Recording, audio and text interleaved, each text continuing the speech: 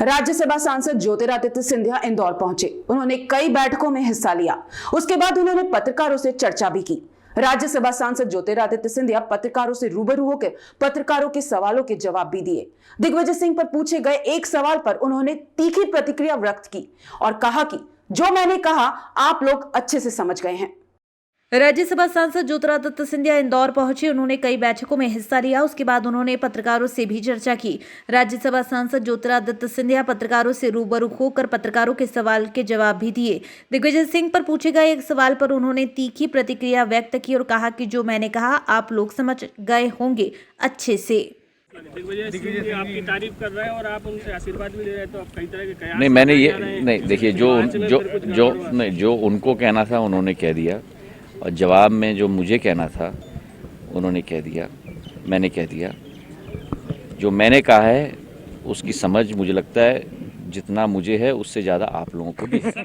इसके साथ ही उत्तराखंड की घटना पर उन्होंने दुख जताया। वहां जितने भी लोगों को इस हादसे में अपनी जान गंवाना पड़ी उन सभी के लिए उन्होंने श्रद्धांजलि अर्पित की।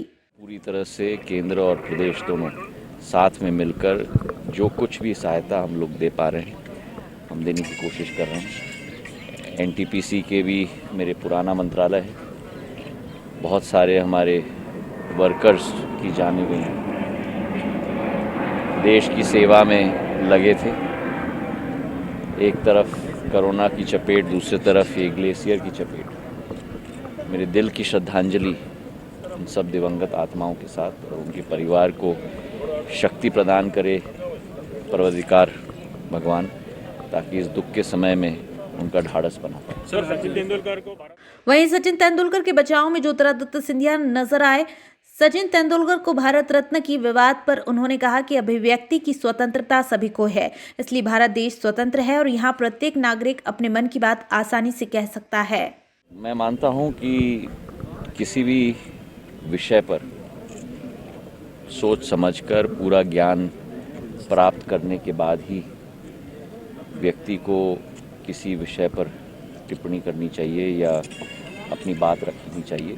अभिव्यक्ति की स्वतंत्रता हर इंसान के साथ है, इसमें कोई दो राय नहीं। लेकिन जो 3 कृषि सुधार कानून देश के किसानों के हित में हो और इसमें विस्तृत तरीके से मैंने अपने राष्ट्रपति के अभिभाषण के भाषण में भी उल्लेख किया था।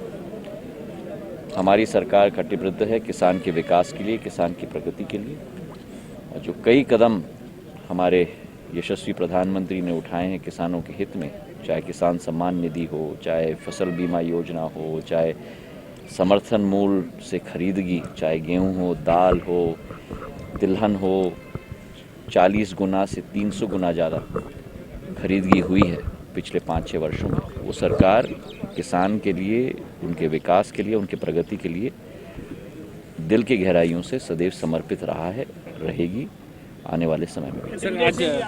अंत में उन्होंने मध्य प्रदेश के विकास को लेकर भी एक बयान दिया और कहा कि प्रदेश के विकास के मिशन में भाजपा अपनी पुरजोर ताकत के साथ जुटी है। प्रत्येक व्यक्ति का विकास किया जाएगा।